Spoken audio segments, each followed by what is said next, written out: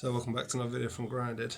Hope everybody enjoyed their bank holiday weekend and what remains of it, today being the last day. I very much enjoyed the sun and the nice weather.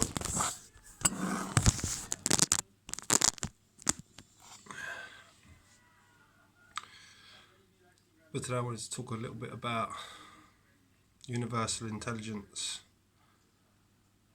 identifying with personal intelligence, how it happens, and how letting go of that identity to realise your true authentic identity, which is the universal consciousness that I speak of. So our self, our personal sense of self, is emotion, is emotionalized. We have emotionalized existence and created personal feelings, and personal feelings are what creates this sense of self. So the feelings that you have is yourself, and feelings arise by interpretation, interpreting sensations, interpreting emotion. So let me give an example. You go out and you try something for the first time and you enjoy it, you enjoy doing it.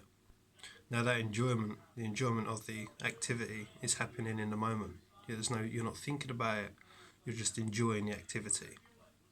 And because you're so focused and so present with the activity, it allows natural joy to arise within you.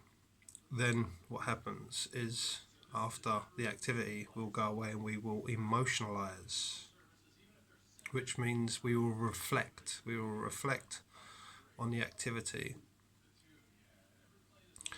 stimulating the feelings that were naturally there, and then adding meaning to it. And what this does is it creates a thought form. It creates an attachment, and then that thought form and that emotion come together, and that creates a feeling. But the experience was just the enjoyment of the experience. It's only when we interpret and emotionalize the experience that we create a sense of self. So sense of self is always thought forms, interpretation of an event, and then by holding on, by reflecting, by memory, because this is what self is, it's memory. By reflecting on memory continuously,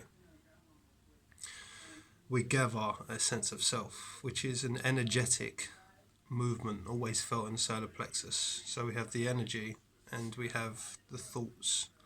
So personality is emotionally, we've emotionalized events in our lives, and then we're constantly reflecting through memory on these events, and this is what we class as ourself. But it's consciousness. It's infinite consciousness continuously reflecting. This is what thinking is: reflecting, reflecting, reflecting, reflecting, reflecting, reflecting, reflecting. So it's infinite consciousness continuously reflecting on the past, which is your memory, which is your emotionalized self.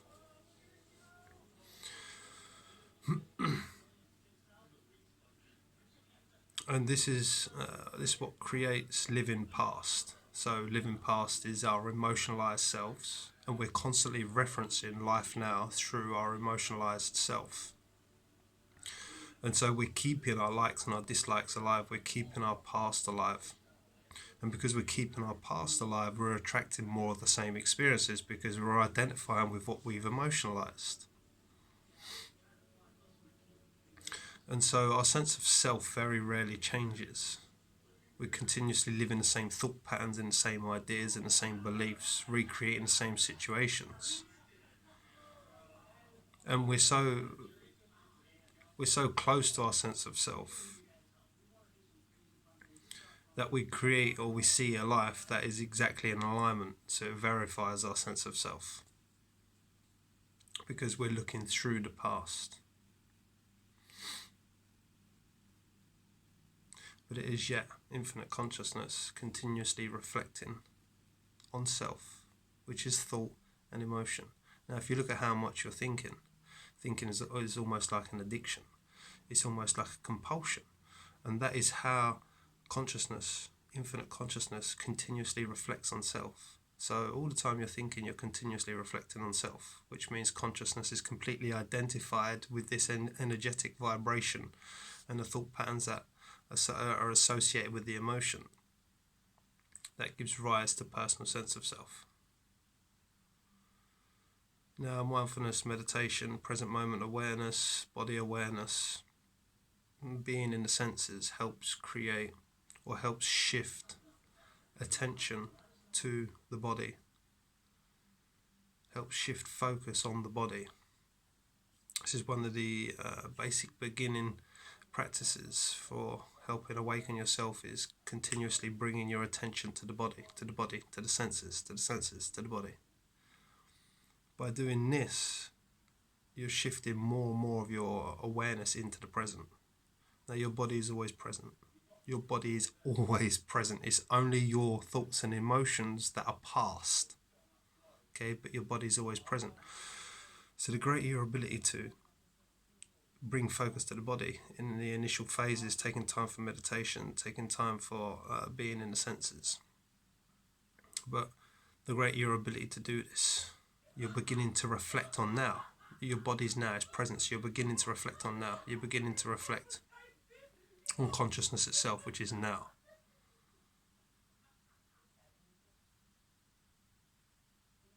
And all the time you reflect on now, you're detaching from self. You're detaching from yourself.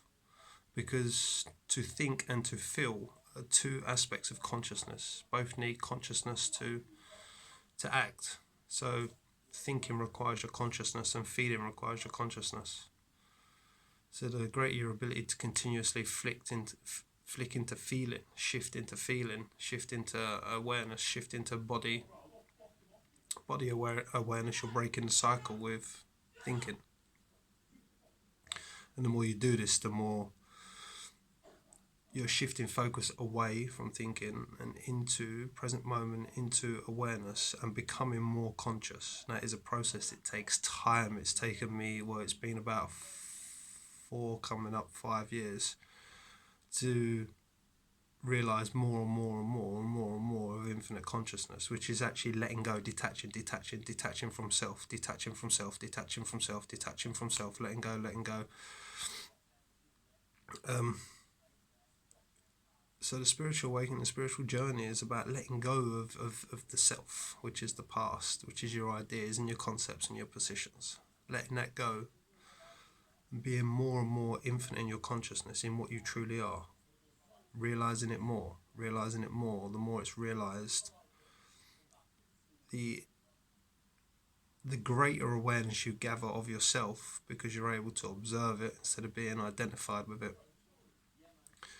But not only are you able to become more aware of yourself and your patterns and your deep-rooted habits and ways of thinking and ways of being, but you grow more in consciousness. Now, it's been around about 4 or 5 years since my initial awakening or realization of infinite consciousness, and then the process from there is just the separation between the two.